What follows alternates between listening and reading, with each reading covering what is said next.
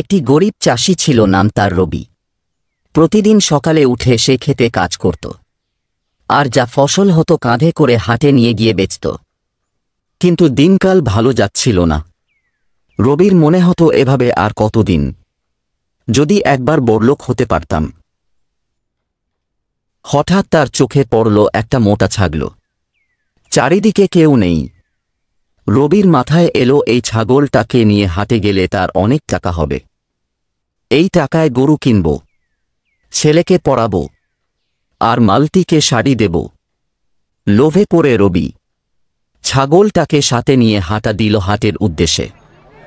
হাটে পৌঁছেই চারিদিকে হইচই। কেউ 50, আবার কেউ 100 বলছে। রবির মন ভরে উঠল আনন্দে। এই ছাগলটা আমার, গতকাল রাতে পালিয়ে গেছে। তারপরে হাটের সবাই বলতে থাকে, রবি চোর, রবি চোর।